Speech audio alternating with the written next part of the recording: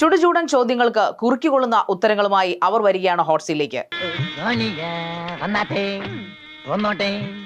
Mile stone makers presents hot seat.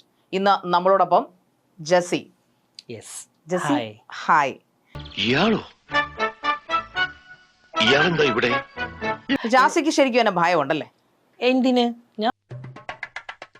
ശരിക്കും ജാസിയും അഷിയും ഈ പറയപ്പെടുന്ന പോലെ സോഷ്യൽ മീഡിയ അറ്റൻഷൻ കിട്ടാൻ അല്ലെങ്കിൽ സൊസൈറ്റിയുടെ അറ്റൻഷൻ കിട്ടാൻ വേണ്ടിയിട്ടല്ലേ ഈ ഷോ ഓഫ് ഒക്കെ കാണിക്കുന്നത്? അത് ഉത്തരം പറ. അത് നീ ഇപ്പൊ ചോദിച്ചതേ ഒരു ആദ്യം ഊണ ആൻസറാ. ഓക്കെ, നിങ്ങൾ രണ്ടുപേരും പരസ്പരം തമ്മിൽ പിരിഞ്ഞു അല്ലെങ്കിൽ നിങ്ങൾ അടിച്ചു പിരിഞ്ഞു എന്നുള്ള വാർത്തകളൊക്കെ ഇടയ്ക്കിടയ്ക്ക് കേൾക്കാറുണ്ട്. ഞാനും ജോജിയുമായിട്ട് അടിച്ചു പിരിഞ്ച് ഞാൻ ഒരിക്കലും അങ്ങനെ ഞങ്ങൾ പിരിഞ്ഞു എന്നുള്ളത് ഒരു ഷോയിൽ ഞാൻ പറഞ്ഞിട്ടില്ല. മുതലാളി ഒരു പ്രാവശ്യം പറഞ്ഞിട്ടുണ്ട് ബോട്ടിൽ വെച്ചേ. മുതലാളി മറന്നുപോയത്. ഞാൻ പറഞ്ഞത് ഞാൻ യുഎയിലെ ടിക്ടോക്കിന്റെ സമയത്ത് ഞങ്ങൾ തമ്മിൽ ഒരു ചെറിയ പ്രശ്നമുള്ള സമയത്ത് ടിക്ടോക്ക് ലൈവിലും അതേപോലെ ടിക്ടോക്കിൽ ഒരു വീഡിയോസ് ഇട്ടുണ്ടായിരുന്നു. ഞങ്ങൾ പിരിഞ്ഞു.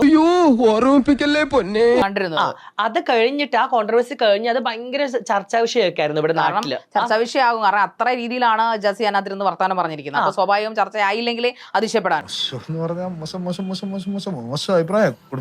സോഷ്യൽ മീഡിയ ആയിക്കോട്ടെ, യൂട്യൂബ് ആയിക്കോട്ടെ, ടിക്ടോക്ക് ആയിക്കോട്ടെ, ഇൻസ്റ്റാഗ്രാം, ജാഷി ആഷി എന്നൊരു പേര് പറഞ്ഞ അവിടെ റീച്ച് ആണ്. എനിക്കറിയില്ല അത് എന്താന്നുള്ളത്. സ്വന്തം ഇഷ്ടത്തിന് തട്ടിവിടുന്ന നാക്കെടുത്താന്നേ പറയൂ.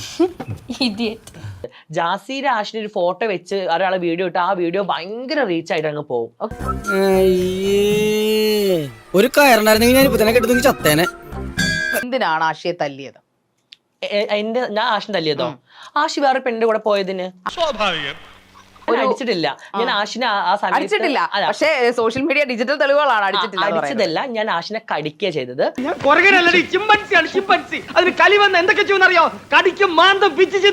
ശാരികയുടെ സ്വഭാവം അല്ലല്ലോ എന്റെ സ്വഭാവം. ശാരികയുടെ പല ഇന്റർവ്യൂ ഞാൻ കാണാറുണ്ട്. അതിന്റെ സ്വഭാവം അല്ലല്ലോ എന്നോട് ചോദിക്കുന്ന സ്വഭാവം. അപ്പൊ അതുകൊണ്ട് മനുഷ്യന്മാരല്ലേ, മാറുമല്ലോ. അപ്പൊ അതുകൊണ്ട് എന്തോ കുത്തി പറയുന്ന പോലെ എനിക്ക് ഫീൽ ചെയ്യുന്നുണ്ട് കേട്ടോ. നമുക്കിട്ട് കുത്താനാണോ നിങ്ങൾ ശ്രമിക്കുന്നല്ലേ? കുത്തിയില്ലല്ലോ, കുത്താൻ പോണല്ലേ ഉള്ളൂ.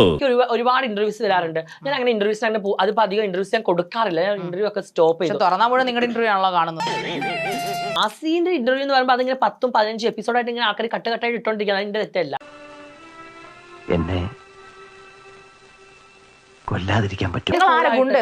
അല്ല, ഞാൻ ഭയങ്കര കൂളാണ്.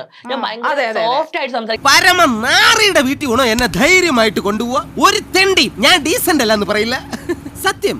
ഞാൻ പിന്നെ പണ്ട് മുതലേ സംസാരിക്കുന്ന വ്യക്തിയാണ്. ഞാൻ എന്റെ സ്കൂൾ ലൈഫ് ആണെങ്കിലും ഞാൻ ഉപന്യാസം, പ്രസംഗം, മത്സരം ഇതിലൊക്കെ നന്നായിട്ട് മത്സരിക്കുന്ന വ്യക്തിയാണ്. സ്കൂളിൽ പഠിക്കുമ്പോ ഡാൻസിനും പാട്ടിനും ഒക്കെ ഞാൻ മിടുക്കിയായിരുന്നു. സമൂഹ ഗാനം വരെ ഞാൻ ഒറ്റയ്ക്ക് പാടി. ഞാൻ എന്ത് കോമാളിത്തരാണ് കാണിച്ചത്? എന്റെ പൊന്നുസഖിയാണോ കോമാളിത്തരം? പൊന്നുസഖി എന്തിനാ പിണക്കമെന്നോട് എന്തിനാ? അല്ല പൊന്നെ കൽബ് വേദന എന്നെ കെട്ടിയാട്